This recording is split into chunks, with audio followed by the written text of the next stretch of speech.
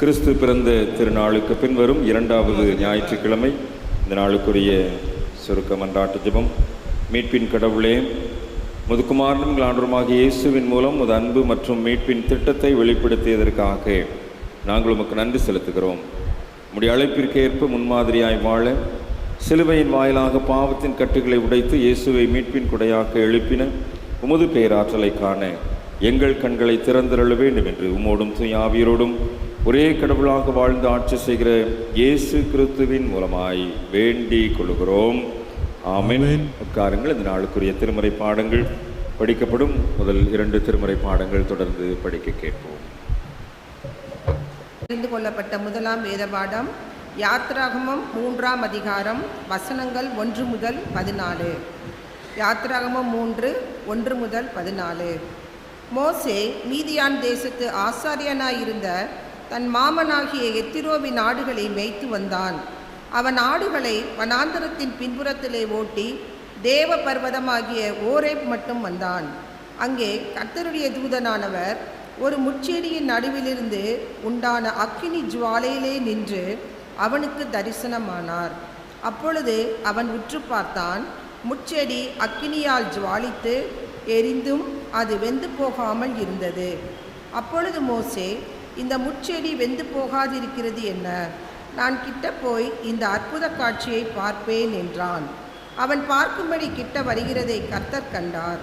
முட்செடியின் நடுவிலிருந்து தேவன் அவனை நோக்கி, மோசே மோசே என்று கூப்பிட்டார். அவன், இதோ அடியேன் என்றான்.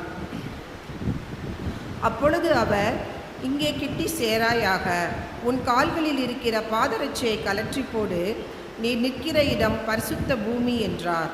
பின்னும் அவர், நான் ஆபிரகாமின் தேவனும் ஈசாக்கின் தேவனும் யாக்கோபின் தேவனுமாகிய உன் பிதாக்களுடைய தேவனாயிருக்கிறேன் என்றார். மோசே தேவனை நோக்கி பார்க்க பயந்ததினால் தன் முகத்தை மூடிக்கொண்டான். அப்பொழுது கர்த்தர், எகிப்தில் இருக்கிற என் ஜனத்தின் உபத்திரவத்தை நான் பார்க்கவே பார்த்து ஆலோட்டிகளின் நிமித்தம் அவர்கள் இடுகிற கூக்குரலை கேட்டேன்.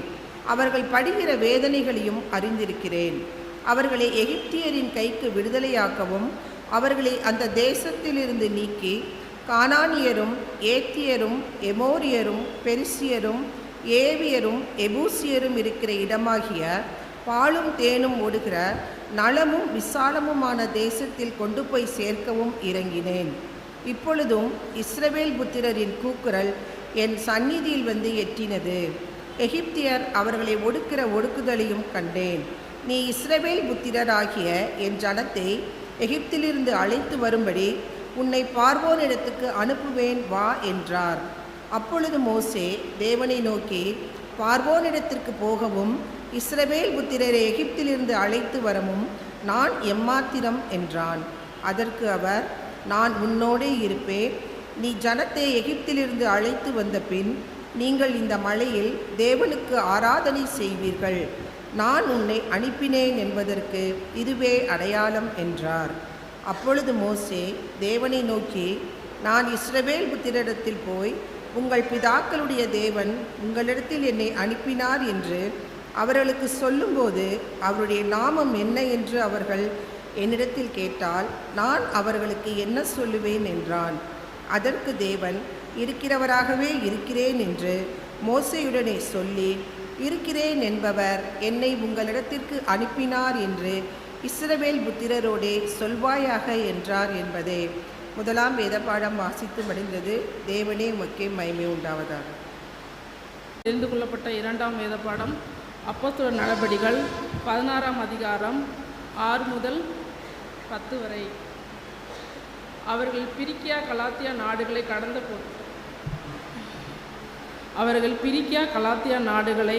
கடந்து போன போது ஆசியாவிலே வசனத்தை சொல்லாதபடிக்கு பரிசுத்த ஆவினாலே தடை பண்ணப்பட்டு மீசியா தேசம் மட்டும் வந்து பித்தானியா நாட்டுக்கு போக பிரயத்தனம் பண்ணினார்கள். ஆவியானவரோ அவர்களை போக ஒட்டாதிருந்தார். அப்பொழுது அவர்கள் மீசியா பக்கமாய் போய் துரோவாவுக்கு வந்தார்கள். அங்கே ராத்திரியிலே பவுலுக்கு ஒரு தரிசனம் உண்டாயிற்று. அது என்னவெனில், மக்கதோனியா தேசத்தான் ஒருவன் வந்து நின்று, நீ மக்கதோனியாவுக்கு வந்து எங்களுக்கு உதவி செய்ய வேண்டும் என்று தன்னை வேண்டிக் கொண்டதாக இருந்தது. அந்த தரிசனத்தை அவன் கண்டபோது அவர்களுக்கு சுவிசேஷத்தை அறிவிக்கும்படி கர்த்தர் எங்களை அழைத்து வந்தார் என்று நாங்கள் நிச்சயித்து கொண்டு உடனே மக்கதோனியாவுக்கு புறப்பட்டு போய் பிரயத்தனம் பண்ணி கிறிஸ்துவுக்கே உமக்கு மகிமை உண்டாவதாக. ஆமென். மறுபடியும் கடவுளுடைய திருப்பெயருக்கு மாட்சிமை உண்டாக நாம் அனைவரும் எழுந்து நின்று 254வது பாமாலையை பாடுவோம். பாமாலை 254. களிப்புடன் கூடுவோம், கர்த்தரை நாம் போற்றுவோம் என்று தொடங்கும் பாமாலை. பாமாலை நிறைவிலே நற்செய்தி பாடம் படிக்க கேட்போம்.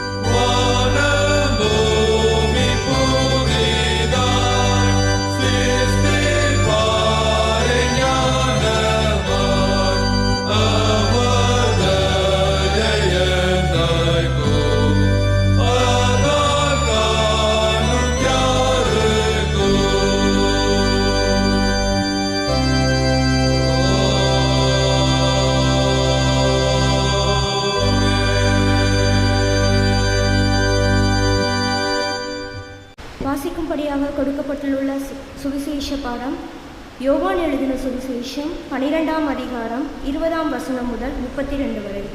யோவான் 12:20 முதல் 32 வரை. பண்டிகையில் ஆராதனை செய்ய வந்தவர்களில் சிலர் கிரேக்கர் இருந்தார்கள். அவர்கள் கலிலேயா நாட்டு பெத்சாயிதா ஊரானாகிய பிலிப்புவின் இடத்தில் வந்து, ஐயா, இயேசுவை காண விரும்புகிறோம் என்று அவனை கேட்டுக்கொண்டார்கள். பிலிப்பு வந்து அதை அந்திரேயாவுக்கு அறிவித்தான். பின்பு அந்திரேயாவும் பிலிப்பும் அதை இயேசுவுக்கு அறிவித்தார்கள். அப்பொழுது இயேசு அவர்களை நோக்கி, மனுஷகுமாரன் மகிமைப்படும்படியான வேளை வந்தது. மெய்யாகவே மெய்யாகவே நான் உங்களுக்கு சொல்லுகிறேன், கோதுமை மணியானது நிலத்தில் விழுந்து சாகாவிட்டால் தனித்திருக்கும், செத்ததே ஆகில் மிகுந்த பலனை கொடுக்கும். தன் ஜீவனை சிநேகிக்கிறவன் அதை இழந்து போவான். இந்த உலகத்தில் தன் ஜீவனை வெறுக்கிறவனோ அதை நித்திய ஜீவ காலமாய் காத்து கொள்ளுவான். ஒருவன் எனக்கு ஊழியம் செய்கிறவனானால் என்னை பின்பற்ற கடவன். நான் எங்கே இருக்கிறேனோ அங்கே என் ஊழியக்காரனும் இருப்பான். ஒருவன் எனக்கு ஊழியம் செய்தால் அவனை பிதாவானவர் கனம் பண்ணுவார். இப்பொழுது என் ஆத்துமா கலங்குகிறது. நான் என்ன சொல்லுவேன்? பிதாவே, இந்த வேளையினின்று என்னை ரட்சியும் என்று சொல்வேனோ? ஆகிலும் இதற்காகவே இந்த வேளைக்குள் வந்தேன். பிதாவே, உமது நாமத்தை மகிமைப்படுத்தும் என்றார். அப்பொழுது மகிமைப்படுத்தினேன், இன்னமும் மகிமைப்படுத்துவேன் என்கிற சத்தம் வானத்திலிருந்து உண்டாயிற்று. அங்கே நின்று கொண்டிருந்த அதை கேட்ட ஜனங்கள், இடி முழக்கம் உண்டாயிற்று என்றார்கள். வேறு சிலர், தேவதூதன் அவருடனே பேசினான் என்றார்கள். இயேசு அவர்களை நோக்கி, இந்த சத்தம் என் நிமித்தம் உண்டாகாமல் உங்கள் நிமித்தமே உண்டாயிற்று. இப்பொழுதே இந்த உலகத்துக்கு நியாய தீர்ப்பு உண்டாகிறது. இப்பொழுதே இந்த உலகத்தின் அதிபதி புறம்பாக தள்ளப்படுவான். நான் பூமியிலிருந்து உயர்த்தப்பட்டிருக்கும் போது எல்லாரையும் என்னிடத்தில் இழுத்துக்கொள்வேன் என்றார். வாசிக்கும்படியாக தெரிந்து கொள்ளப்பட்ட சுவிசேஷ பாடம் வாசித்தாயிற்று. தேவனே உமக்கு மகிமை உண்டாவதாக.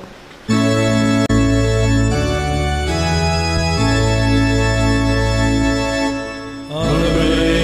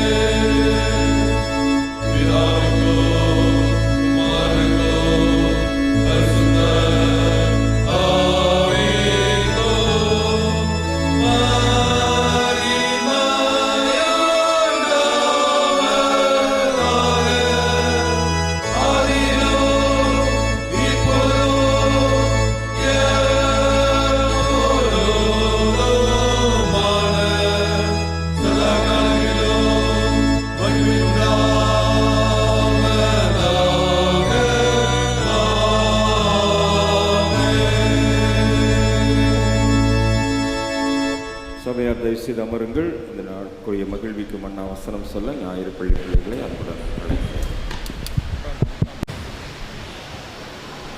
He who likes his life loses it, and he who hates his life in this world will keep it for eternal life. John 12:25. இந்த உலகத்தில் தன் ஜீவனை சிநேகிக்கிறவன் அதை இழந்து போவான். இந்த உலகத்தில் தன் ஜீவனை வெறுக்கிறவனோ அதை நித்திய ஜீவ காலமாய் காத்துக்கொள்வான். யோவான் 12:25.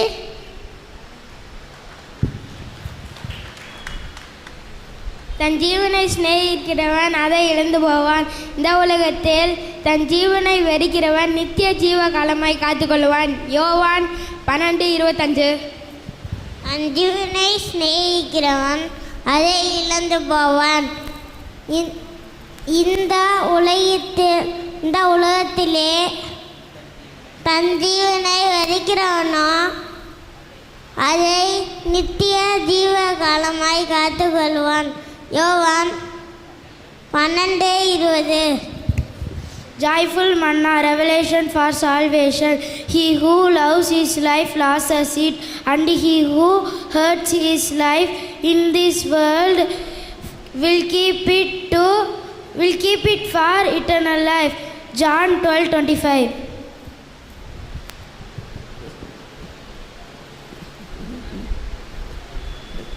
தன் ஜீவனை சிநேகிக்கிறவன் அதை இழந்து போவான். இந்த உலகத்தில் தன் ஜீவனை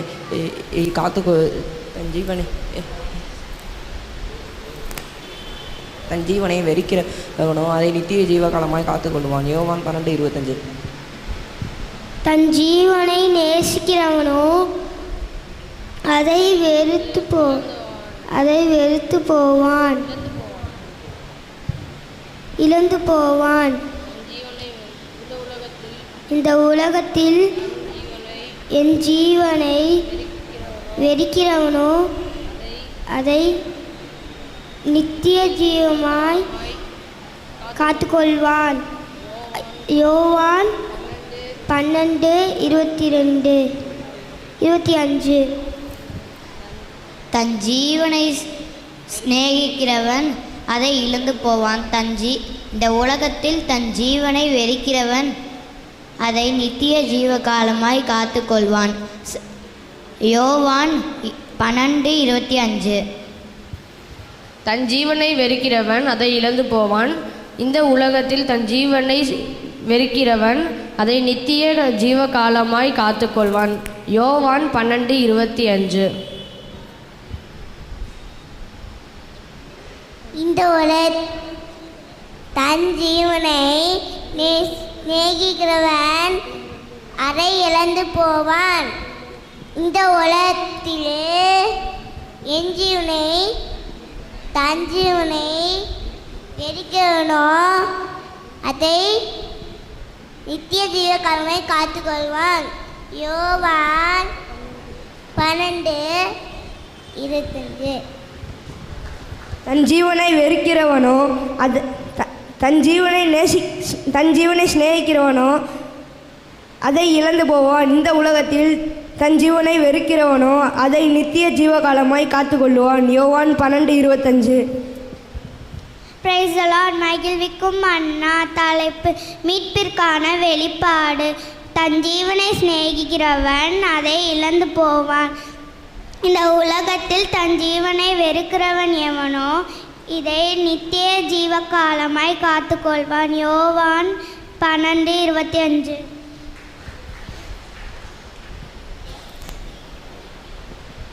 மீட்பிற்கான வெளிப்பாடு. தன் ஜீவனை சிநேகிக்கிறவன் அதை இழந்து போவான். இந்த உலகத்தில் தன் ஜீவனை வெறுக்கிறவன் அதை நித்திய ஜீவகாலமாய் காத்துக்கொள்வான். யோவான் 12:25. Praise Lord. மகிழ்விக்கும் மன்னா. தலைப்பு மீட்பிற்கான வெளிப்பாடு. தன் ஜீவனை சிநேகிக்கிறவன் அதை இழந்து போவான். இந்த உலகத்தில் தன் ஜீவனை வெறுக்கிறவனோ அதை நித்திய ஜீவகாலமாய் காத்துக்கொள்ளுவான். யோவான் 12:25. Thank you. Glory to God. Praise the to all. மகிழ்விக்கும் மன்னா மீட்பிற்கான வெளிப்பாடு. தன் ஜீவனை காத்துக்கொள்கிறவன் தன் ஜீவனை சிநேகிக்கிறவன் அதை எழுந்து போவான். இந்த உலகத்தில் தன் ஜீவனை வெறுக்கிறவனோ அதை நித்திய ஜீவ காலமாய் காத்துக்கொள்வான். யோவான் 12:25. ஆமீன். தன் ஜீவனை சிநேகிக்கிறவனோ அதை இழந்து போவான். இந்த உலகத்திலே தன் ஜீவனை வெறுக்கிறவனோ அதை நித்திய ஜீவ காலமாய் காத்துக்கொள்வான். யோவான் 12:25. He who loves his life loses it, and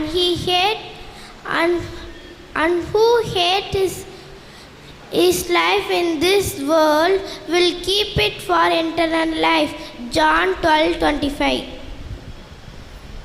He who loves his life loses it, and he who hates his life in this world will keep it for eternal life. John 12:25. He who loves his life loses it, and he who hates his life in the world will keep it for eternal life. John 12:25. He who loves his life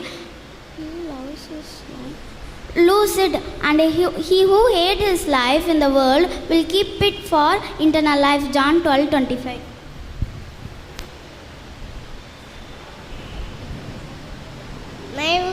மன்னா மீட்புக்கான வெளிப்பாடு. தன் ஜீவனை சிநேகிக்கிறவன் அதை இழந்து போவான். இந்த உலகத்தில் தன் ஜீவனை வெறுக்கிறவன் நித்திய ஜீவ காலமாக காத்துக்கொள்வான். யோவான் 12:25. மன்னா மீட்புக்கான வெளிப்பாடு. கஜீவனை இருக்கிறவர் அதை இழந்து போவான். இந்த உலகத்தில் கஞ்சீவனை இருக்கிறவோ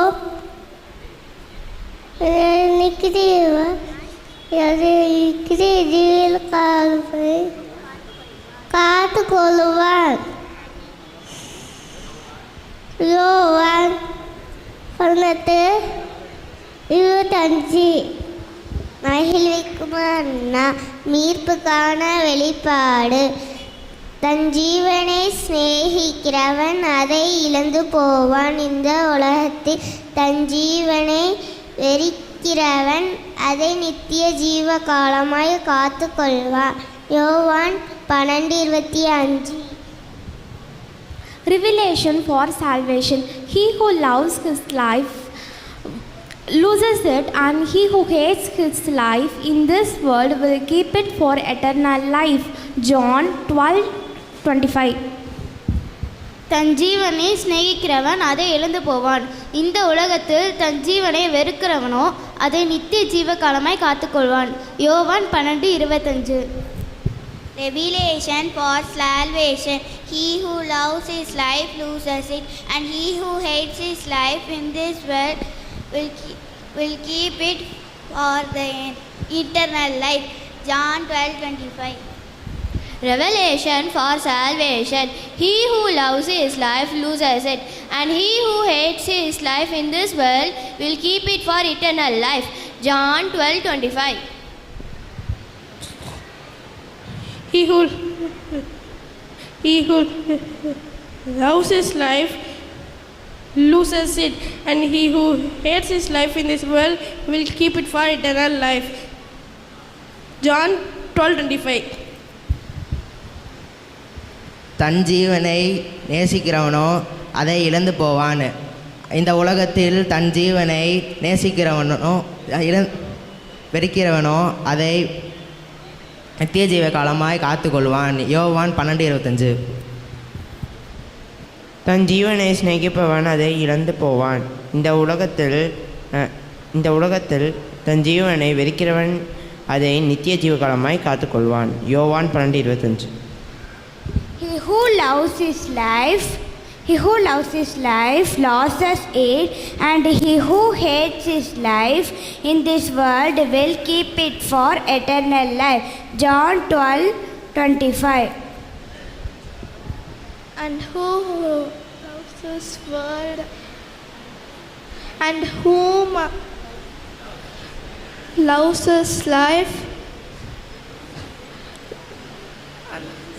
loses it, and hate his life to his world will be his for eternal life. John 12:25. He who loves his life lost it, and he who hates his life in this world will keep it for eternal life. John 12:25. He who loves his life lost it, and he who hates his life in this world will keep it for eternal life. John 12:25. He who loves his life loses it, and he who hates his life in this world will keep it for eternal life. John 12:25. He who loves his life will lose it, and he who hates his life in this world will keep the eternal life. John 12:25. தன் ஜீவனை சிநேகிக்கிறவன் அதை இழந்து போவான். இந்த உலகத்தில் தன் ஜீவனை வெறுக்கிறவனோ அதை நித்திய ஜீவ காலமாய் காத்துக்கொள்வான். யோவான் 12:25. தன் ஜீவனை சிநேகிக்கிறவனோ அதை இழந்து போவான். இந்த உலகத்தில் தன் ஜீவனை வெறுக்கிறவனோ அதை நித்திய ஜீவ காலமாய் காத்துக்கொள்வான். யோவான் 12:25. He who loves his life loses it, and he who hates his life will be kept in this world will keep it for eternal life. John 12:25. தன் ஜீவனை சேவிக்கிறவன் அதை இழந்து போவான். இந்த உலகத்தில் தன் ஜீவனை வெறுக்கிறவனோ அதை நித்திய ஜீவகாலமாய் காத்துக்கொள்வான். யோவான் 12:25.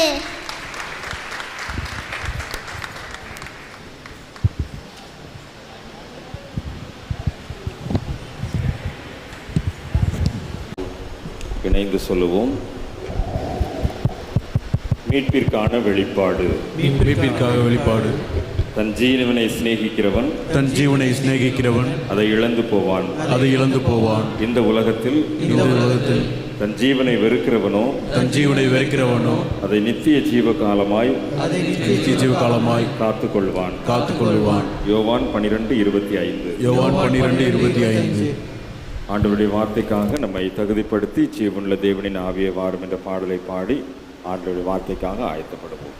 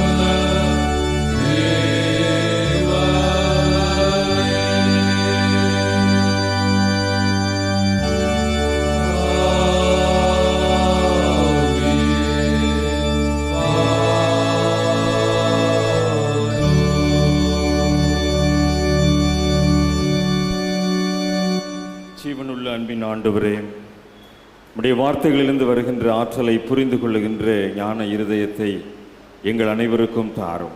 மீட்பிற்கான வெளிப்பாட்டை எங்களுடைய வாழ்வியல் ஆக்குவதற்கு ஆண்டவர் தூய ஆவியின் துணை கொண்டு எங்களுடைய திருவசன தியானத்தை ஆசீர்வாதமாக்கி அருளும். இறைமகன் இயேசுவின் வழியாய் மிகுந்த மனத்தாழ்மையோடு வேண்டிக் கொள்கிறோம் அன்பு நிறைந்த ஆண்டவரே, ஆமென். ஆண்டவர் இயேசுவில் அன்பார்ந்த இறைமக்களே, உங்கள் அனைவரையும் மீட்பரும் ஆண்டவருமாகிய இயேசு கிறிஸ்துவின் ஈடு இணையற்ற திருப்பெயரிலே மிகுந்த அன்போடு கூட இந்த வருடத்தின் முதல் ஞாயிற்றுக்கிழமை திருவிருந்து வழிபாட்டிலே வாழ்த்துவதிலும் வரவேற்பதிலும் மிகுந்த மகிழ்ச்சி அடைகின்றேன். பிதாவாகிய கடவுளிடமிருந்தும் அவருடைய திருமைந்தனாம் இயேசு கிறிஸ்துவிடமிருந்தும் வருகின்ற கிருபையும் சமாதானமும் தூய ஆவியானவருடைய ஆற்றலும் நம்மை ஆளுகை செய்வதாக. இந்த நாளுக்குரிய திருவார்த்தையை பிள்ளைகள் மூலமாய் நாம் கேட்டோம். மீட்பிற்கான வெளிப்பாடு என்ற செம்பொருளிலே 3 திருமறை பகுதிகளை நாம் படிக்க கேட்டோம். மீட்பு என்பது கிறிஸ்தவத்தினுடைய சிறப்புமிக்க கோட்பாடு என்பதை உணர்ந்தவர்களாய் மீட்பின் வரலாற்றிலே தன்னை அர்ப்பணித்த ஆண்டவருடைய ஆற்றலை புரிந்து கொண்டவர்களாய் நம்முடைய விசுவாச பயணத்தை தொடர்ந்து கொண்டிருக்கின்றோம். நிச்சயமாக இந்த வருடத்தின் இந்த முதல் ஞாயிற்றுக்கிழமை சிந்தனை நம்ம இந்த ஆண்டு முழுவதும் மீட்பின் பாதையிலே வழிநடத்தும் என்பதிலே மாற்று கருத்து இல்லை.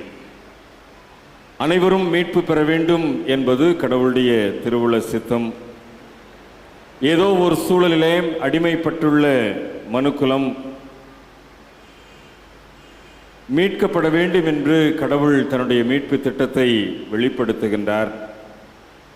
ஒருவேளை அந்த மீட்பு திட்டத்தின் நிறைவேற்றுதலிலே நிறைவாக மீட்பராய் இந்த உலகத்தில் பிறந்த ஆண்டவர் இயேசு கிறிஸ்து அடையாளப்படுத்தப்பட்டிருக்கின்றார். தொடக்க வரலாற்றிலிருந்து இந்த மீட்பின் திட்டத்தை கடவுள் செயல்படுத்த விளைகின்றார். ஏதேன் தோட்டத்திலேயே தொடங்கின இந்த மீட்பின் திட்டமானது பல பரிமாணங்கள் எடுத்து ஆண்டவர் இயேசு கிறிஸ்துவினுடைய பிறப்பின் மூலமாகவும் அவருடைய சிலுவை மரணத்தின் மூலமாகவும் முழுமை அடைகின்றதை நாம் நம்முடைய கிறிஸ்தவ பற்றுறுதியிலே அறிக்கை செய்து கொண்டிருக்கின்றோம். நாம் முதலாவது திருமறை பாடமாக படிக்க கேட்ட யாத்ராகமம் 3ஆம் அதிகாரத்தின் முதல் 14 வசனங்களிலே மோசேயினுடைய மீட்பின் திட்டத்திற்குரிய அந்த அழைப்பு உறுதி செய்யப்படுகின்றதை நாம் படிக்க கேட்டோம். இஸ்ராயல் மக்கள் எகிப்தின் அடிமைத்தனத்திலே வாழ்ந்து கொண்டிருக்கின்றவர்களை மீட்கும்படியாய் கடவுள் விரும்புகின்றார். அதற்கு ஒரு தலைவனை தெரிவு செய்கின்றார். அந்த தலைவன் தெரிவு செய்யப்படுகின்ற சூழலைத்தான் இந்த 3ஆம் அதிகாரத்திலே முற்றடி நடுவிலே வெளிப்பட்ட ஆண்டவருடைய ஆற்றலின் மூலமாய் புரிந்து கொள்ளுகின்றோம். இந்த இஸ்ராயல் மக்களை மீட்டெடுக்கின்ற கருவியாய் ஒரு விடுதலை தலைவனாய் மோசே அங்கே பயன்படுத்தப்படுகின்ற போது அவன் பல பரிமாணங்களுக்கூடாக அந்த மீட்பு திட்டத்திலே தன்னை அர்ப்பணிக்கக்கூடிய நிர்பந்தம் நேரிடுகின்றதைத்தான் அந்த முதல் திருமறை பகுதியிலே நாம் படிக்க கேட்டோம். இந்த மீட்பின் திட்டத்தை கடவுள் நிறைவேற்ற முயற்சிக்கின்ற போது மோசேயை பயன்படுத்த ஆண்டவர் அவனை அர்ப்பணிக்க தூண்டுகின்ற போது அவனிடத்திலே சில உடன்படிக்கைகள் அல்லது ஒப்பந்த நிலைப்பாட்டிலே அவனை முழுமைப்படுத்துகின்றார்.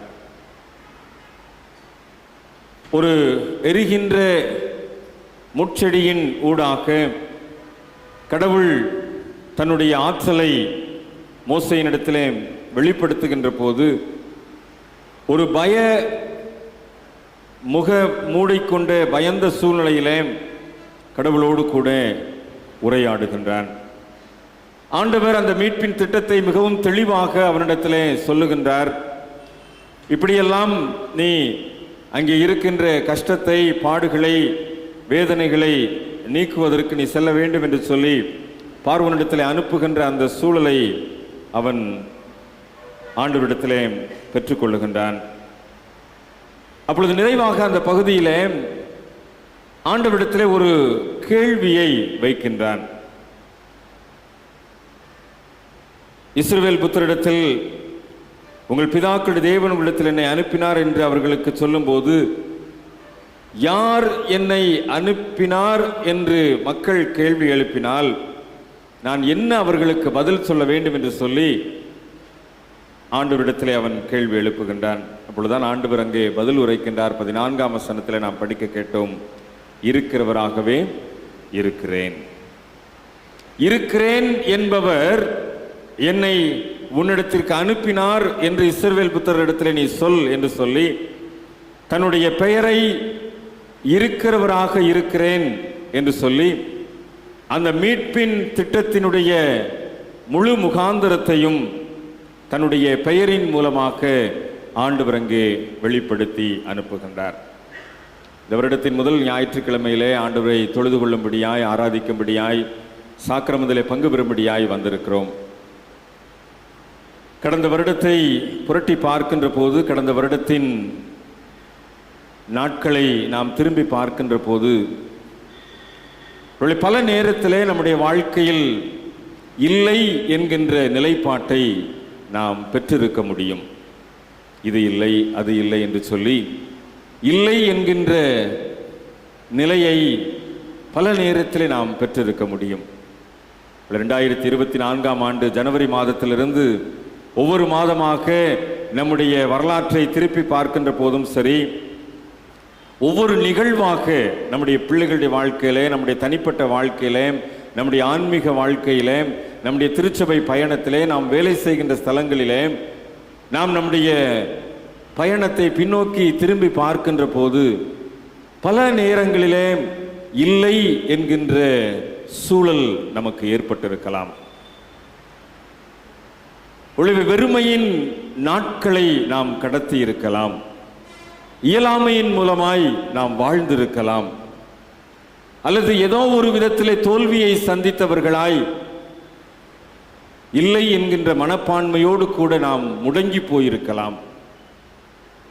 அல்லது பல நேரத்தில் ஒரு குறிப்பிட்ட காலகட்டத்தில் நம்முடைய வாழ்க்கையை வெளிப்படுத்த முடியாமல் இதெல்லாம் நமக்கு இல்லை என்று சொல்லி நமக்கு நாமே திருப்திப்பட்டு கொண்டவர்களாய் கூட நம்முடைய வாழ்க்கையை நகர்த்த முயற்சித்திருக்கலாம்.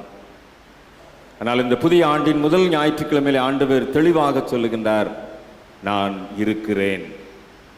இருக்கிறவராகவே இருக்கிறேன் என்கின்ற ஆண்டவர் அன்றைக்கு மோசேயை அவனிடத்திலே தாளந்து இல்லை, திறமை இல்லை, நான் மந்த நாவு திக்கு வாய் என்று சொல்லி இதெல்லாம் இல்லை இல்லை இல்லை என்று சொன்ன மோசேயினிடத்திலே ஆண்டவர் சொல்லுகிறார், நான் இருக்கிறவராகவே இருக்கிறேன்.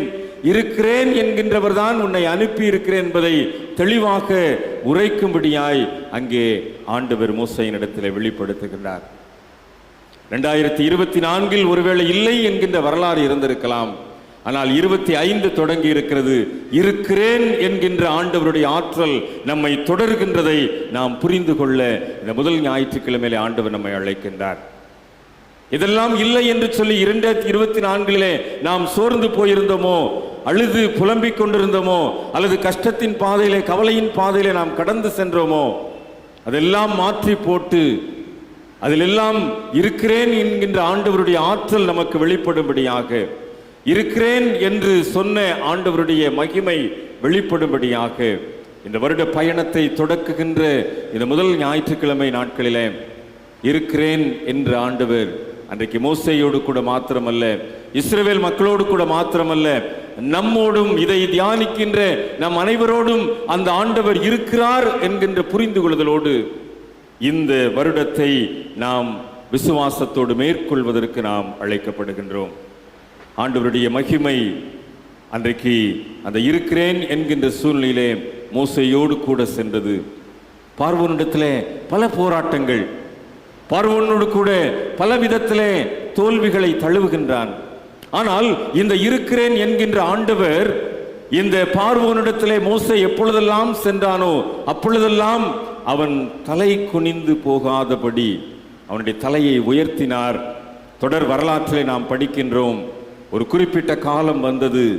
அந்த காலத்திலே அடிமைத்தனத்தில் இருந்த இஸ்ராயல் மக்களை மீட்டெடுத்து கானானை நோக்கிய வெற்றி பயணத்திற்குள்ளாக வழி நடத்தின ஒரு வெற்றியுள்ள தலைவனாய், ஒரு விடுதலையின் தலைவனாய், அந்த இருக்கிறேன் என்ற ஆண்டவருடைய ஆற்றலை பெற்றுக்கொண்ட தலைவனாய் அவன் தன்னுடைய பயணத்தை இஸ்ராயல் மக்களோடு கூட புறப்பட்டு செல்கின்றான்.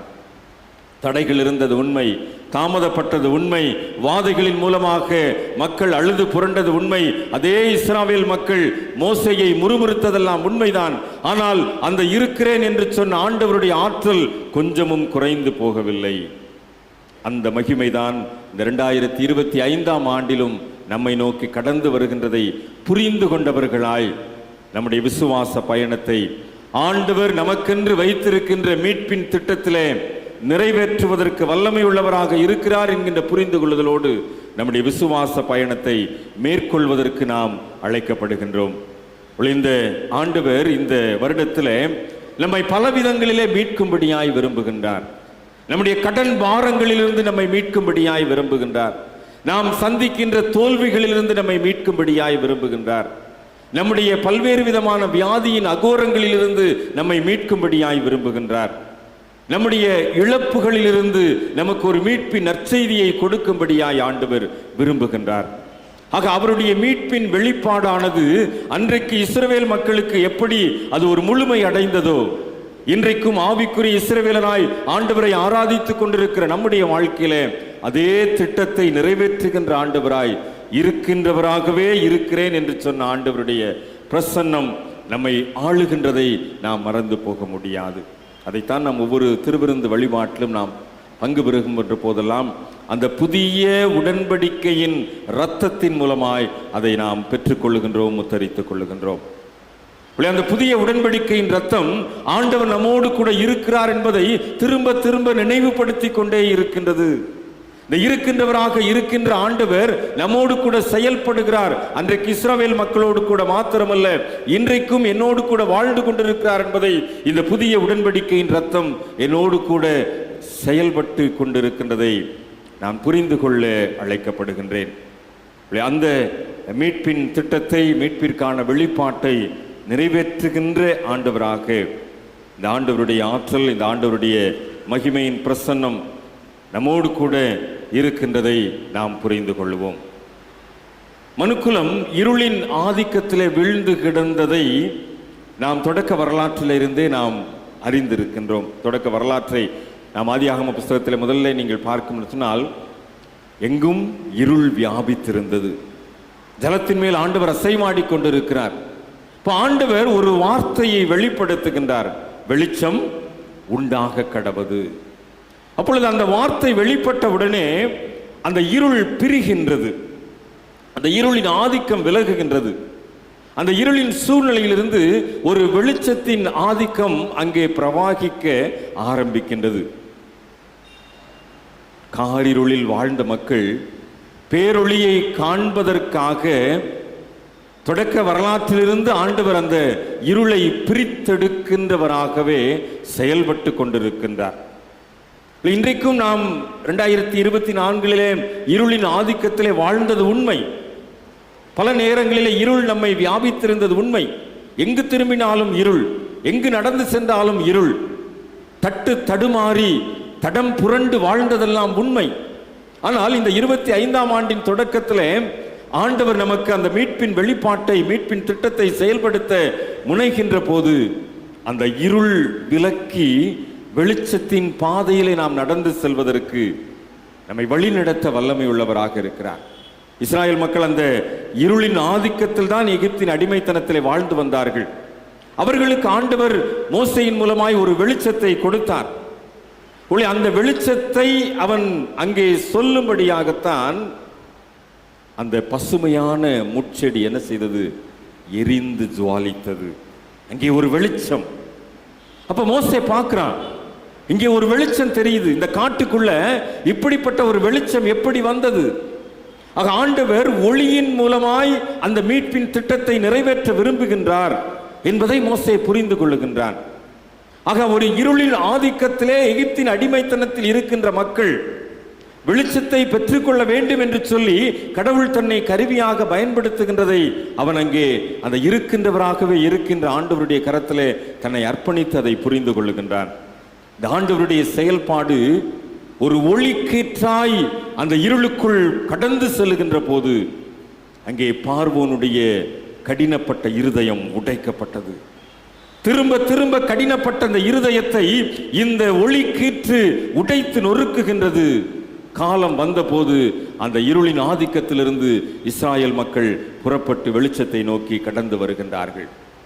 இன்றைக்கும் அதே தியானத்திலே நாம் ஈடுபடுகின்ற போது நம்முடைய வாழ்க்கையில் நம்மை சுற்றி இருக்கின்ற இருள் நீங்கும்படியாய், வெளிச்சத்திற்குள்ளாய் நாம் கடந்து வரும்படியாய் இந்த இயேசு என்ற ஒளிக்கீற்று நம்முடைய காரிருளை நீக்குகின்றதாய் நம்மை நோக்கி கடந்து வருகின்றதை நாம் பெற்றுக்கொள்ள, அதை நாம் புரிந்து கொள்ள அழைக்கப்படுகின்றோம்.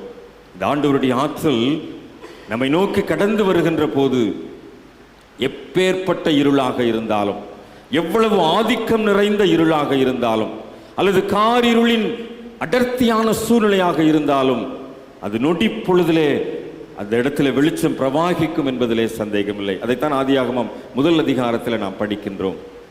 அந்த இருள் ஆண்டவருடைய வார்த்தை வெளிப்பட்ட போது அந்த இருள் விலகி வெளிச்சம் பிரவாகிக்கின்றது. அந்த வார்த்தை தான், ஆதியில் இருந்த அந்த வார்த்தை தான், கடவுளோடு இருந்த அந்த வார்த்தை தான், கடவுளாகவே செயல்பட்ட அந்த வார்த்தை தான் மாமிசமாகி கிருபையினாலும் சத்தியத்தினாலும் நிறைந்தவராய் நமக்குள்ளே வாசம் பண்ணுகின்றார். அந்த வாசஸ்தலத்தில் வாழ்ந்து கொண்டிருக்கிற நாம் தான் இந்த இருளின் ஆதிக்கத்திலிருந்து வெளிச்சத்தின் பிள்ளைகளாய் நாம் கடந்து வருவதற்கு, அந்த மீட்பின் திட்டத்தை ஆண்டவர் நிறைவேற்றுவதை நம்முடைய வாழ்க்கையிலே அனுபவிப்பதற்கு ஆண்டவர் நம்மை அழைக்கின்றார். ஒருவேளை அந்த ஆண்டவருடைய மீட்பின் திட்டம் முழுமை அடைகின்றதை, அல்லது இருளில் கிடக்கின்ற மானுடம் ஒளியை சுதந்தரிப்பதற்கு மானுட உருவிலே அந்த ஆண்டவர் பிரசன்னமானதை நினைவு கூறுகின்ற ஒரு செயல்பாடுதான் பிரசன்ன திருநாளின் மூலமாக வெளிப்படுத்தப்படுகின்றது. நாளைக்கு ஜனவரி மாதம் 6ஆம் தேதி பிரசன்ன திருநாளாக அடையாளப்படுத்தப்பட்டிருக்கிறது. இந்த பிரசன்ன திருநாளுடைய தாற்பயமே அதுதான். இருளில் வாழ்கின்ற மக்களுக்கு வெளிச்சத்தை கொடுக்கும்படியாய் ஆண்டவர் இந்த உலகத்திலே பிரசன்னமானதை, ஆண்டவர் தன்னை வெளிப்படுத்தினதை, அந்த மீட்பின் ஆண்டவராக அடையாளப்படுத்தினதை நினைவு கூறுகின்ற ஒரு திருநாள் தான் பிரசன்ன திருநாள். த டே ஆஃப் எபிபனி என்று சொல்லப்படுகின்ற இந்த பிரசன்ன திருநாள் நாளை தினம் ஜனவரி மாதம் 6ஆம் தேதி ஆசரிக்கப்படுகின்றது. இந்த பிரசன்னம் என்கின்ற அந்த கிரேக்க வார்த்தையுடைய மூலச்சொல்லுடைய நேரடி தமிழ் அர்த்தம் தான் வெளிப்பாடு. ஆண்டவர் தன்னை வெளிப்படுத்தினார், மீட்பின் ஆண்டவராக வெளிப்படுத்தினார். அன்றைக்கு மோசேயிற்கு வெளிப்படுத்தி இஸ்ராயல் மக்களிடத்தில் அந்த வெளிப்பாட்டை நிறைவேற்றினார். இன்றைக்கும் இயேசுவின் மூலமாக அந்த வெளிப்பாடு மனுக்குலமாகிய நமக்கு, ஆவிக்குரிய இஸ்ரவேலராகிய நமக்கு அந்த வெளிப்பாடு கிடைக்கின்றது. இந்த பிரசன்ன திருநாளினுடைய மிக அழுத்தமான ஆழமான தாற்பயமே என்னவென்று சொன்னால், ஆண்டவர் ஒரு யூத குலத்திலே மனுமகனாக தன்னை அடையாளப்படுத்தினாலும் அவர் புற இன மக்களுக்கு தன்னை வெளிப்படுத்தினதை முழுமைப்படுத்துகின்ற ஒரு செயல்பாடு தான் இந்த பிரசன்ன திருநாளின் மூலமாக அங்கே காட்டப்படுகின்றது. இந்த பிரசன்ன திருநாளின் தாற்பயம் பிரசன்ன திருநாள் என்று சொல்லப்படும். அதே நேரத்தில் இதை சாஸ்திரிகள் பண்டிகை என்று சொல்லியும் அழைப்பது உண்டு, விண்மீனின் திருநாள் என்றும் அழைப்பது உண்டு. ஏனென்றால் இந்த சாஸ்திரிகள், கிழக்கிலிருந்து வந்த அந்த சாஸ்திரிகள் புற இன மக்கள், யூதர் அல்லாதவர்கள்.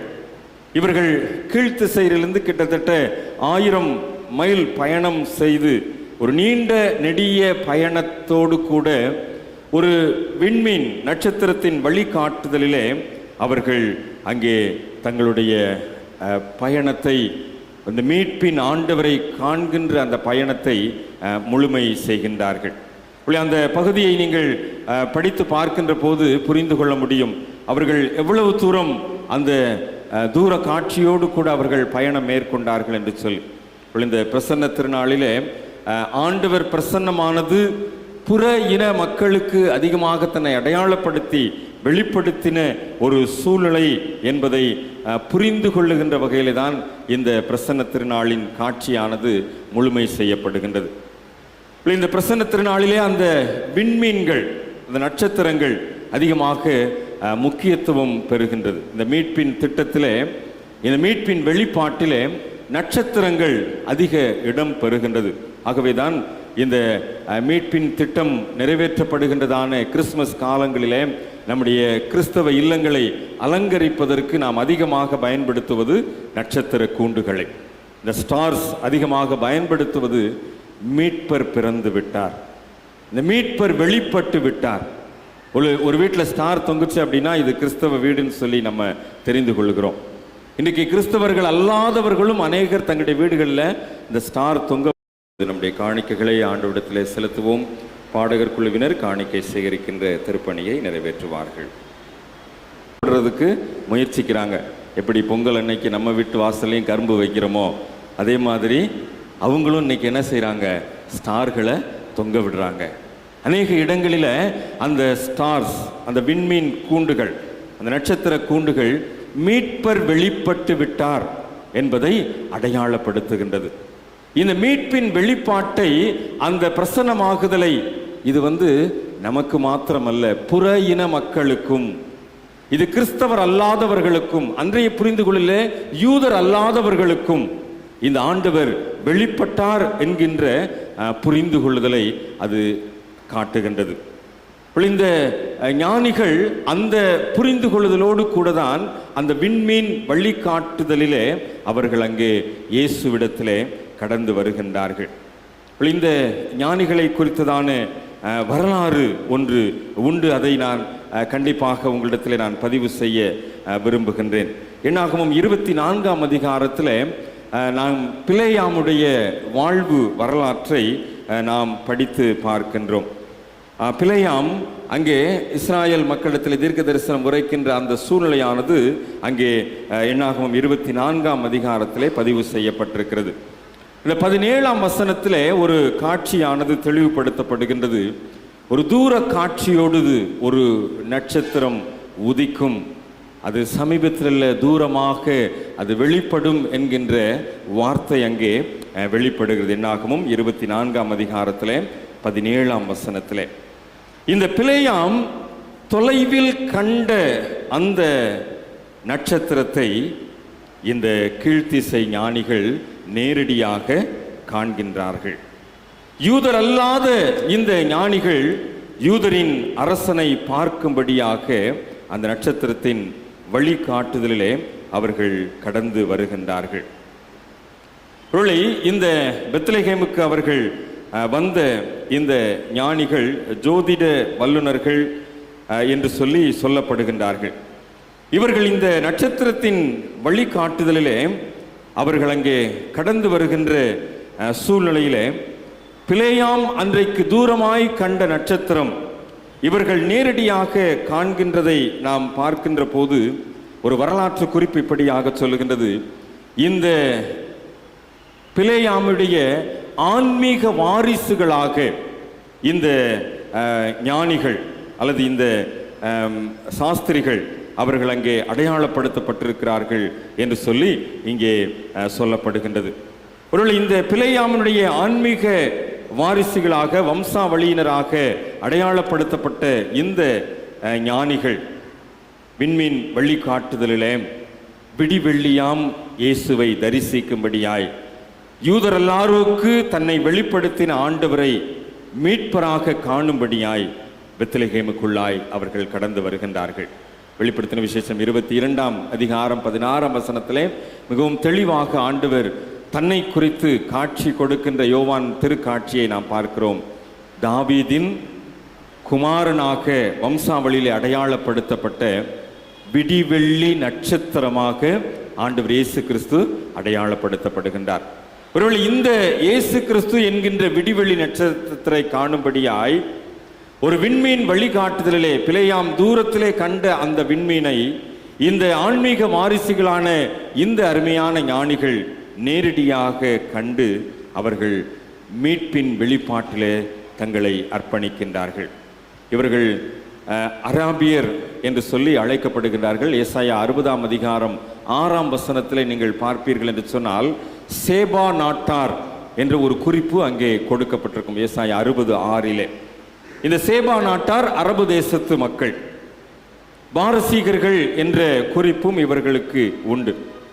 இவர்கள் 3 பரிசு பொருட்கள் அங்கே வைக்கப்பட்டதினாலே ஒருவேளை 3 பேர் இங்கே வந்திருக்கலாம் என்கின்ற குறிப்பு வரலாற்றிலே பதிவு செய்யப்பட்டிருக்கிறது. 4ஆம் சாஸ்திரின்னு ஒரு நாடகம் போடுவாங்க கற்பனை வளத்தில். ஆனால் இந்த 3 பேருடைய காணிக்கைகள் தான் அங்கே இயேசுவுக்கு முன்பதாக பதிவு செய்யப்பட்டிருக்கிறது. ஆகவே 3 பேர் என்கின்ற வரலாற்று குறிப்பு சொல்லப்பட்டிருக்கின்றது. ஒரு மனிதர், அவருடைய பெயர் மெல்கியோர் என்று சொல்லப்பட்டிருக்கிறது. இவர் வயதானவராக நீண்ட தாடியுடையவராக அடையாளப்படுத்தப்பட்டிருக்கிறார். இவர்தான் பொன் கொண்டு வந்து வைத்தார் என்று சொல்லப்பட்டிருக்கிறது. நம்ம மேஞ்சர் சீனில் அருமையான நம்ம சண்டே ஸ்கூல் பிள்ளைங்க கொண்டு வந்து வைப்பாங்க. ஒருத்தர் வந்து மெல்கியோர் என்று சொல்லப்படுகின்றவர், அவர் வயதானவராக நீண்ட தாடியுடையவராக அவர் பொன் கொண்டு வந்து வைத்ததாக. 2வது நபர் கஸ்பார் என்று சொல்லப்படுகின்ற ஒரு நபர், அவர் இளைஞர், அவர் தாடி இல்லாதவர். இவர்தான் தூப வர்க்கத்தை கொண்டு வந்து படைத்தவர் என்று சொல்லப்பட்டிருக்கின்றது. 3வது நபர் கருப்பாக அடர்ந்த தாடியுடையவர், இவர் பேர் வல்தேசார் என்று சொல்லப்படுகிறது. இவர் வெள்ளை போளத்தை கொண்டு வந்து படைத்தார் என்று சொல்லப்பட்டிருக்கிறது. இந்த 3 பொருட்களின் அடிப்படையிலே இந்த 3 பேருடைய பெயர்களும் இந்த 3 பேருடைய தோற்றமும் வரலாற்று குறிப்பிலே பதிவு செய்யப்பட்டிருக்கின்றது. இந்த பொன் இயேசுவை ஒரு அரசராக அடையாளப்படுத்துகின்றது. இந்த தூபவர்க்கம் இயேசுவை கடவுளாக அடையாளப்படுத்துகின்றது. இந்த வெள்ளை போளம் இயேசு துன்புற்று தன்னை அர்ப்பணிக்க வேண்டும் என்பதை அடையாளப்படுத்துகின்றது. இந்த 3 விதமான பொருட்களின் மூலமாய், அர்ப்பணிப்பின் மூலமாய் இயேசுவை அவர்கள் எப்படி கண்டார்கள் என்றால், இதுதான் பிலேயாம் தூரத்திலே கண்ட அந்த நட்சத்திரத்தின் வெளிப்பாடு.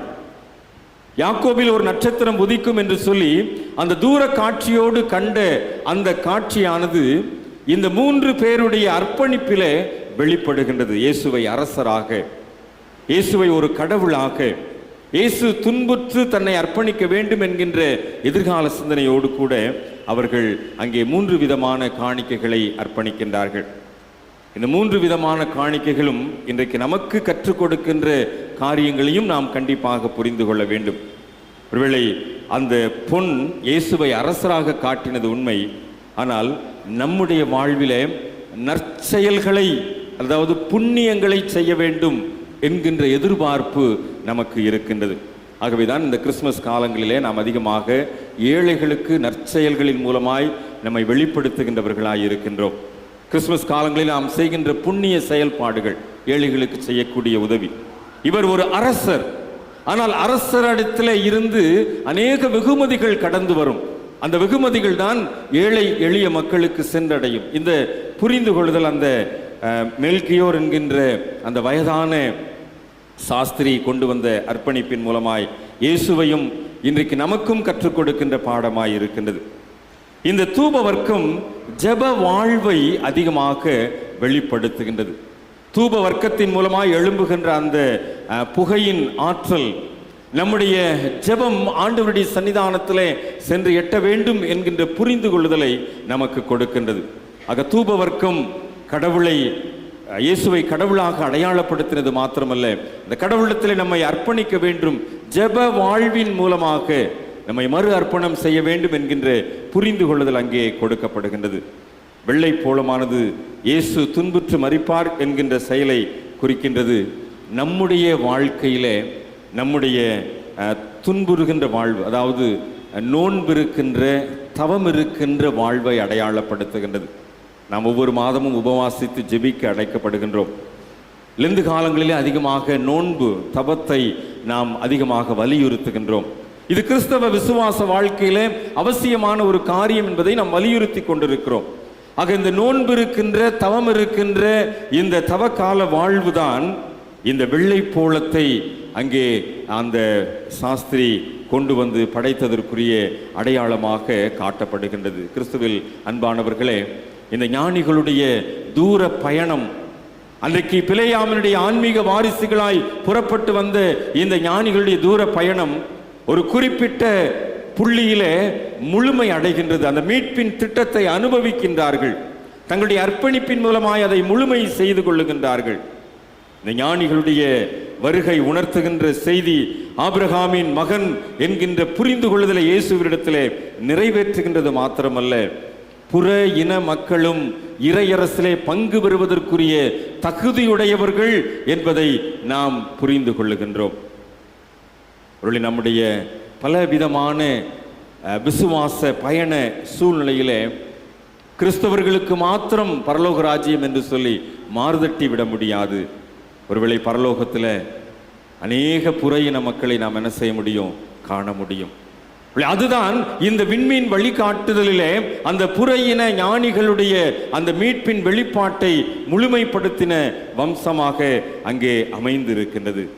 இந்த விண்மீன் சொல்லுகின்ற செய்தி நமக்கெல்லாம் நன்கு தெரியும். அந்த விண்மீனின் செய்தியானது இன்றைக்கு நம்மையும் ஆழமான ஒரு இறை விசுவாசத்திற்குள் வழிநடத்தக்கூடியதாக இருக்கின்றதை நாம் புரிந்து கொள்ள வேண்டும்.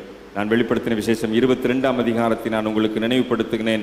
மிகவும் தெளிவாக அந்த யோவானுடைய திருக்காட்சியிலே சொல்லப்பட்டிருக்கின்றது. தாவீதின் வேரும் சந்ததியும் பிரகாசமுள்ள விடிவெள்ளி நட்சத்திரமுமாயிருக்கிறேன். இயேசுவாகிய நான் இதை சொன்னேன் என்று சொல்லி அந்த வார்த்தை சொல்லப்பட்டிருக்கிறது. இந்த பிரகாசமுள்ள விடிவெள்ளி நட்சத்திரமாகிய இயேசு ஒருவேளை இந்த காட்சி முடிகின்ற போது கடைசியா சொல்லி முடிக்கின்ற வார்த்தை 20ஆம் வசனத்தில், மெய்யாகவே நான் சீக்கிரமாய் வருகிறேன். ஆமேன். கர்த்தராகிய இயேசுவே வாரும் என்கின்ற அந்த எதிர்பார்ப்போடு கூட தான் நம்முடைய திருமறையே நிறைவு பெறுகின்றதை நாம் பார்க்கணும். இந்த யோவானுடைய திருக்காட்சி அப்படித்தான் நிறைவு பெறுகின்றது. இந்த விடிவெள்ளி நட்சத்திரமாகிய இயேசு சீக்கிரமாய் வருகிறேன் என்று சொல்லி தன்னை அடையாளப்படுத்தி இருக்கிறார். அன்றைக்கு பிலேயாம் தூரத்திலே கண்ட அந்த விண்மீன் எப்படி ஞானிகள் நேரடியாக கண்டு அந்த மீட்பின் திட்டத்திலே தங்களை அர்ப்பணித்தார்களோ அதுபோல இந்த விண்மீன்களை நாம் பார்க்கும் போதெல்லாம், இந்த விண்மீன்களை நம்முடைய இல்லங்களிலே பொருத்துகின்ற போதெல்லாம் இயேசுவினுடைய வருகை சமீபமாய் இருக்கிறது என்கின்ற புரிந்து கொள்ளுதலோடு கூட அதை நாம் பொருத்துவதற்கு அழைக்கப்படுகின்றோம். நம்முடைய பாரம்பரியத்திலே அட்வென்ட் முதல் நாளிலே தொங்கவிடப்பட்ட ஸ்டார்கள் இந்த பிரசன்ன திருநாள் அன்றைக்கு வரைக்கும் எரிந்து அன்றையோடு கூட அது அகற்றப்படும். இது நம்முடைய பாரம்பரியத்திலே சொல்லப்படுகின்ற காரியம். ஜனவரி 6ஆம் தேதி வரைக்கும் நம்முடைய இல்லத்திலே அந்த ஸ்டார்கள் எரிந்து கொண்டிருக்கும். இந்த பிரசன்ன திருநாள் நமக்கு கற்றுக் கொடுக்கின்ற காரியம் அதுதான். இந்த பிரசன்ன திருநாளின் மூலமாய் நாம் புரிந்து கொள்ளுகின்ற காரியம் அதுதான். அன்றைக்கு பிலேயாம் தூரத்திலே கண்ட அந்த விண்மீன், அந்த நட்சத்திரம், ஞானிகள் நேரடியாக கண்ட அந்த நட்சத்திரம், நட்சத்திரத்தின் வழிகாட்டுதலிலே விடிவெளி நட்சத்திரத்தை கண்ட அந்த அனுபவம், அவர்கள் தங்களுடைய அர்ப்பணிப்புகளின் மூலமாய் தங்களுடைய விசுவாசத்தை உறுதிப்படுத்திக் கொள்வதற்கு அவர்கள் மேற்கொண்ட முயற்சி. இன்றைக்கும் இதை தியானிக்கின்ற நீங்களும் நானும் 2025ஆம் ஆண்டின் முதல் ஞாயிற்றுக்கிழமையிலே பிரசன்ன திருநாளுக்குரிய சிந்தனையை மேற்கொண்டவர்களாக நட்சத்திரத்தை காண்கின்ற போதெல்லாம் ஆமேன் இயேசுவே சீக்கிரமாய் வாரும் என்று சொல்லி ஆண்டவருடைய வருகைக்காக நம்மை தகுதிப்படுத்துகின்றவர்களாய் நம்மை நாம் மறு அர்ப்பணம் செய்ய அழைக்கப்படுகிறோம். ஒருவேளை இந்த 2025 ஆண்டவருடைய வருகை இருக்குமே ஆனால் அந்த வருகையிலே பங்கேற்பதற்கு நம்மை தகுதிப்படுத்திக் கொள்வோம். 2025 ஆண்டவருடைய வருகை சம்பவிக்குமே ஆனால் அந்த வருகையிலே நானும் பங்கேற்பதற்கு தகுதியுள்ளவன் என்கின்ற சிந்தனையோடு கூட பிரசன்ன திருநாள் அன்றைக்கு இரவிலே இந்த நட்சத்திரத்தை எரிய விட்டு அதை அகற்றுகின்ற போது ஆமேன் இயேசுவே சீக்கிரமாய் வாரும் என்கின்ற அர்ப்பணிப்போடு கூட இந்த நட்சத்திரங்களை நம்முடைய கையில் எடுக்க ஆண்டவர் நம்மை அழைக்கின்றார். இந்த விடிவெளி நட்சத்திரத்தை மாத்திரம் ஒரு குறிப்பை நான் சொல்லி முடிக்கிறேன். இந்த விடிவெளி நட்சத்திரம் வானியல் அறிஞர்களுடைய கூற்றின்படி வானத்திலே தோன்றுகின்ற நேரம் அதிகாலை 2 முதல் 4 மணி வரை. 4 மணிக்கு மேலே இந்த மார்னிங் ஸ்டாரை பார்க்க முடியாது.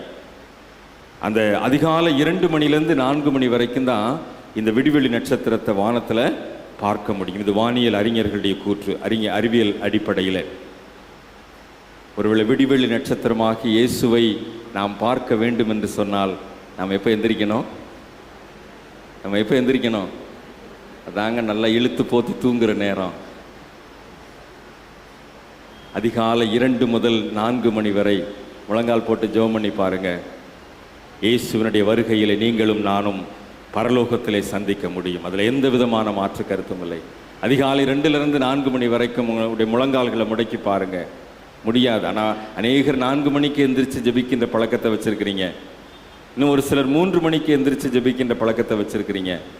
ஆனால் இந்த அதிகாலை 2 மணி முதல் 4 மணி வரை விடிவெள்ளி நட்சத்திரம் வானத்திலே தோன்றுகின்ற அந்த நேரத்திலே விடிவெள்ளி நட்சத்திரமாய் தன்னை அடையாளப்படுத்தின ஆண்டவரை நாம் சந்திக்க முயற்சிக்கின்ற போது அந்த ஆண்டவருடைய ஆசீர்வாதம் இந்த ஆண்டு முழுவதும் எப்படி அந்த மீட்பின் திட்டத்திலே இந்த ஞானிகள் தங்களை பங்கேற்க அர்ப்பணித்தார்களோ அதே போல நம்மையும் பங்கேற்க அழைக்கும் என்பதிலே சந்தேகமில்லை.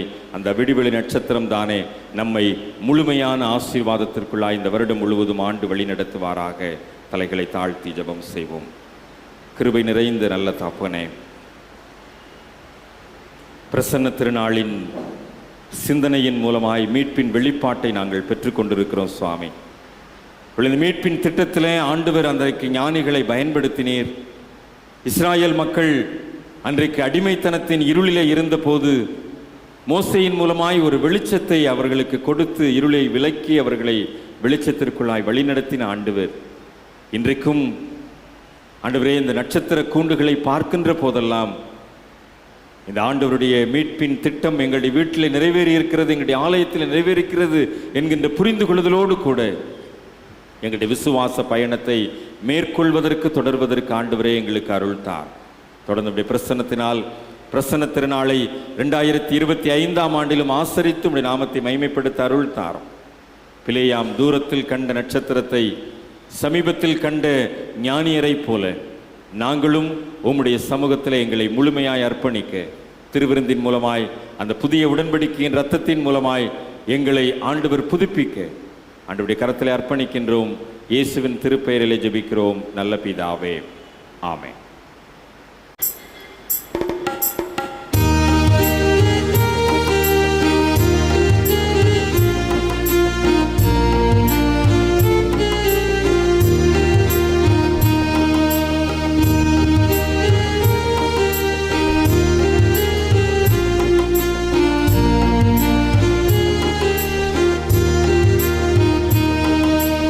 Arasani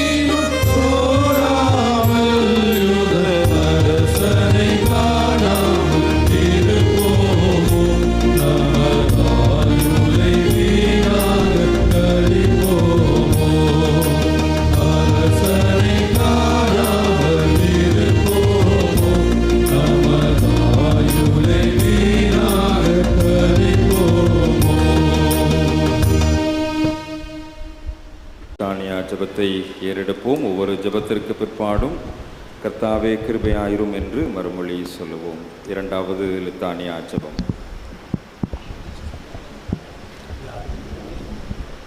பரித்திலிருந்து வரும் சமாதானத்துக்காகவும் நம் ஆத்மா ரட்சிப்புக்காகவும் கர்த்தரை நோக்கி ஜெபிப்போமாக. அகில லோக சமாதானத்துக்காகவும் கடவுளுடைய பரிசுத்த சபை நல்வாழ்வுக்காகவும் அவைகளின் ஒருமைப்பாட்டுக்காகவும் கர்த்தரை நோக்கி ஜெபிப்போமாக. நம்முடைய பேராயர்களும் மற்ற எல்லா பணிவிடக்காரரும் விசேஷமாய் ரைட் ரயில்வே doctor D Jeyasingh prince Prabhakar என்ற நமது பேராயரும் நல்ல இதயத்தோடும் சுத்த மனசாட்சியோடும் தாங்கள் பணிவிட நிறைவேற்ற கர்த்தரை நோக்கி ஜெயிப்போமாக. நம்ம தேசத்தின் ஜனாதிபதி பிரதமர் அதிகாரம் அமைப்போர் எல்லாருக்காகவும் கர்த்தரை நோக்கி ஜெயிப்போமாக.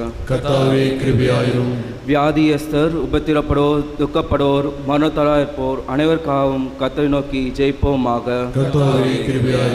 ஏழைகள் பட்டினியாயிருப்போர் அனாதைகள் விதவைகள் உபத்திரப்படுவோர் அனைவருக்காகவும் கர்த்தரை நோக்கி ஜெயிப்போமாக. அந்த காலத்து நம்மை நம்முடைய ஆச்சரியமான ஒளிக்கு வரவழைத்து மகத்துவத்தை காமிக்கும் பொருட்டாக நமக்காகவும் கிறிஸ்துவின் நாமத்தை அறிக்கை பண்ணும் யாவருக்காகவும் கர்த்தரை நோக்கி ஜெயிப்போமாக. ஜெபம் செய்வோம். சர்வ வல்லமையுள்ள கடவுளே, சகல ஞானத்துக்கு காரணரே, நாங்கள் வேண்டிக் கொள்வதற்கு முன் எங்கள் அவசியம் உமக்கு தெரியும். நாங்கள் அறியாமல் கேட்கிறோம் என்பது உமக்கு தெரியும். தேவரே, எங்கள் பலவீனங்களை பார்த்து இறங்கி நாங்கள் எங்கள் அபாத்திரம் நிமித்தம் துணிந்து கேட்கக்கூடாதவைகளையும் எங்கள் கூட்டாற்ற நிமித்தம் கேட்க தெரியாதவைகளும் உம்முடைய குமாரனும் எங்கள் கர்த்தருமாகிய இயேசு கிறிஸ்து புனித நிமித்தம் எங்களுக்கு அருளளித்து அருளும்.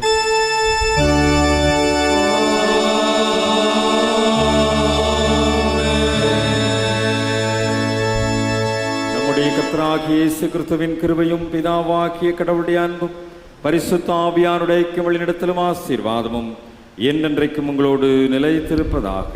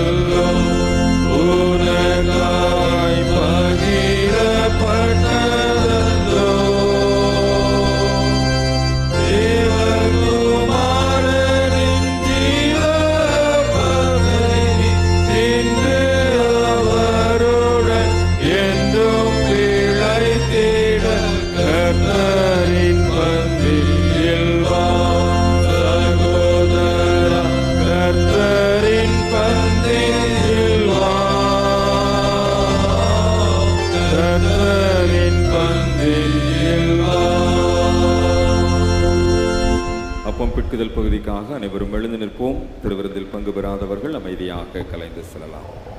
இதோ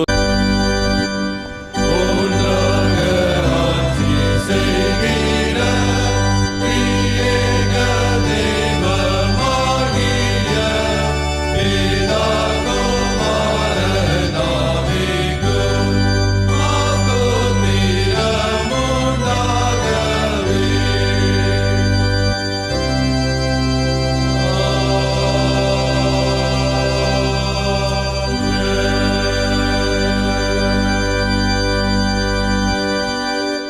கிறிஸ்துவின் சரீரம் இரத்தமும் ஆகிய சாக்கிரமத்தை விசுவாசத்தோடு பெற்றுக்கொண்டவர்களாக நாம் ஆண்டவருக்கு தோத்திரம் செலுத்துவோமாக. அனைவரும் இணைந்து ஏறெடுப்போம். சர்வ வல்லமையுள்ள கடவுளே, பரமபிதாவே, நேசகுமாரனும் எங்கள் ஆண்டவருமாகிய இயேசு கிறிஸ்துவுக்குள் எங்களை முதலியாக ஏற்றுக்கொண்டு அவர்களிருந்து யாதத்தில் சர்வத்துவமாக்கி ஞானகாரத்தால் எங்களை போஷித்திருக்கிறீர். எங்கள் பாவங்களை மன்னித்து நித்திய ஜீவனை எங்களுக்கு வாக்குறுதியிருக்கிறீர். அவர்களுக்காக நன்மைகளுக்காக உம்மை ஸ்தோத்திரிக்கிறோம். சரீரம் ஆத்மாவாக எங்களை பரிசுத்தம் ஜீவனுள்ளதாக உமக்கு கொடுக்கிறோம். இதுவே நாங்கள் சேர்த்த ஆத்மீக ஆராதனை. நாங்கள் இந்த பிரபஞ்சத்திற்கு தெரியாமல் தேவனுடைய நன்மையும் பரிபூர்ணமான சத்தம் நிறைந்ததாக எங்கள் மனம் புரிதாதனாலே அருள் புரியும். கடைசி நாங்கள் கிறிஸ்துவ நினைவோடும் நித்திய ராஜ்யத்தின் ஆனந்தத்தை அடையத்தக்கதாக இவ்வுலகத்தில் நமக்கு கீழ்ப்படிந்த நடத்தை எங்களுக்கு கிருபை செய்யும். உம்மோடும் பரிசுத்தாவியோடும் ஒரே கடவுளாய் சதா காலம் ஜீவன் தரசாக எங்கள் ஆண்டவர் இயேசு கிறிஸ்து மூலமாய் வேண்டிக் கொள்கிறோம். ஆமென். எங்கள் தேவனுக்கு துதியும் மகிமையும் ஞானமும் ஸ்தோத்திரமும் கனமும் வல்லமையும் பலமும் சதா காலங்களிலும் உண்டாவதாக. ஆமென். எல்லா புத்திக்கும் மேலான தேவ சமாதானம் உங்களோடு இருந்து நீங்கள் தேவனையும் அவருடைய குமாரனாகிய நம்முடைய ஆண்டவர் இயேசு கிறிஸ்துவை பற்றி அருள் அன்பு நிலைத்திருக்கும்படி உங்கள் இருதயத்தையும் சிந்தையையும் காக்க கடவது பிதா குமாரன் பரிசுத்த ஆவியுமாகிய திரியே கடவுளுடைய ஆசீர்வாதம் எப்பொழுதும் உங்களுடைய இன்றைக்கு உங்களில் நிலைத்திருக்க கடவது.